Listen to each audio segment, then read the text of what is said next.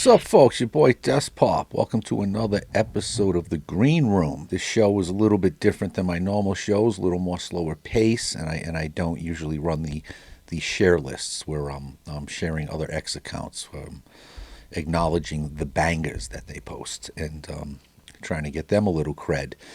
This is more about getting to know DP, whether that's Donut Patrol, Despop, or any other type of DP derivative where, unfortunately, my show seemed to tank into.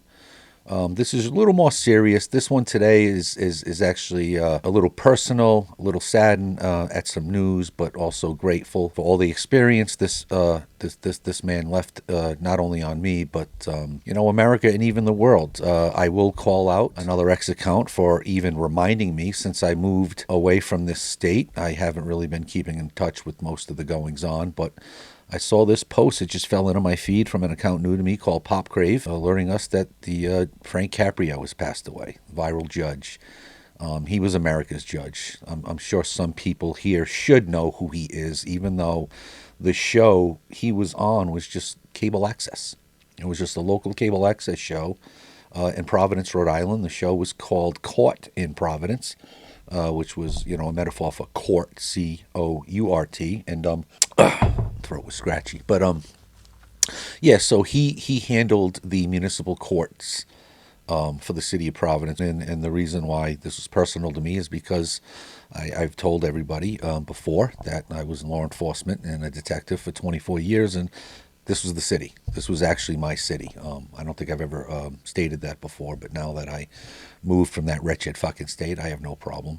The municipal court was located within the public safety complex, so seeing Judge Caprio on a daily basis was not out of the ordinary. The show he started, it had to be a couple decades ago, and it was an instant hit in Rhode Island. Again, it was local access cable. He was a hit instantly. We loved him. The more social media caught on, his clip started going viral, where he was well known internationally.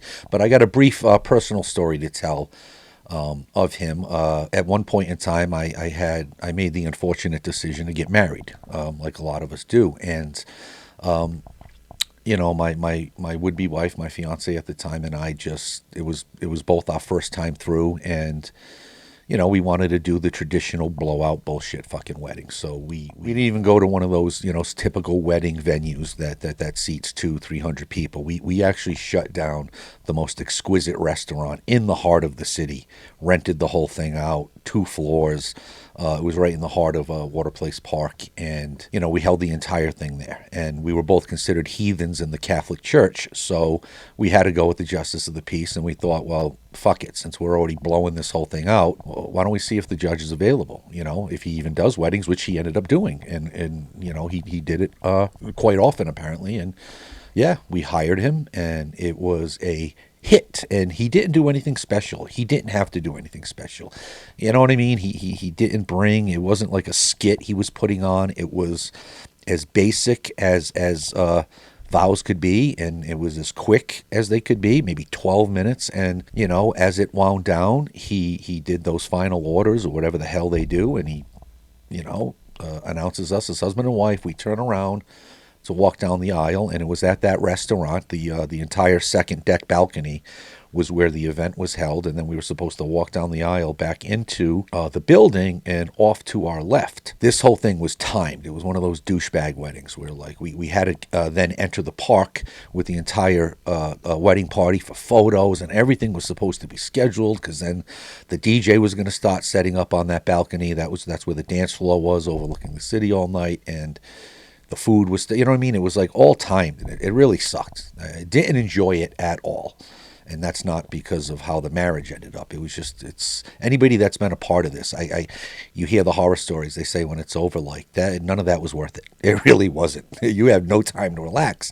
Well, anyway, we walk off to the left, and there was being videoed, because why not spend the fucking money, right? And we walk off to the left, and I think the bridesmaids and maid of whatever the fuck you call it, maid of honor, and best man. They were trying to huddle everybody and set up a receiving line. Then everybody could greet us individually, which I guess was just customary. And we're off to the left on video, and we're standing there 10 fucking minutes by ourselves. Not a single person has come to greet us. And the camera pans to the left. Everybody in attendance was surrounding Judge Caprio. They wanted a photo with him, an autograph.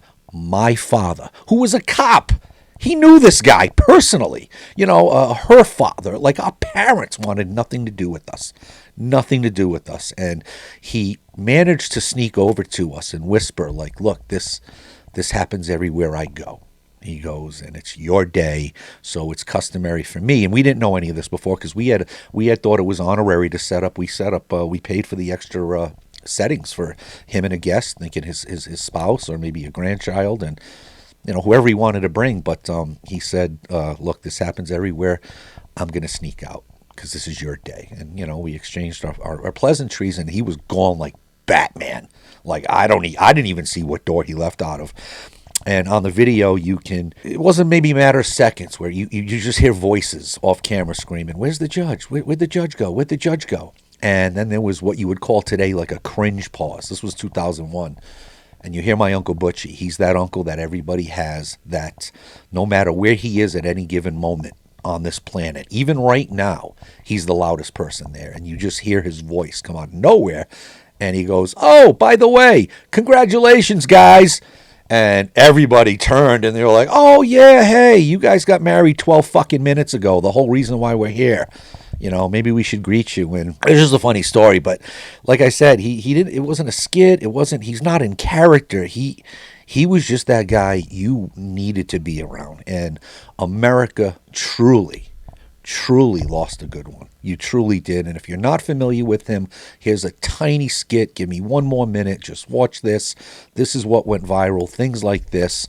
I urge you to watch more of them. And if you do know him, you're going to watch this anyway because you can't start one of his segments and not finish. So rest in peace, Judge Caprio. Condolences to your family. Everyone else, please have a great weekend. What branch of the military were you in? I was in the Army, sir. Okay, and when was this? I'm a Vietnam veteran. So you were in Vietnam? You served in Vietnam? Yes, sir. Yeah. How long were you there? A little over a year, sir. I'm well aware of Vietnam. I think as we all are. And I think we owe a particular debt of gratitude, not only to all veterans who served elsewhere, but particularly Vietnam, because of all the circumstances, about the beginning of that war and about the atrocities that our veterans had to endure during that period of time. So, and now you need some medical treatment. You go for medical treatment that the government is providing, and they give you a $100 parking ticket. So, in disposing of this case, what I'm going to say to you, sir, is thank you for your service, and the matter is dismissed. Thank you very much, Your Honor. I want to thank you for years of service to the community.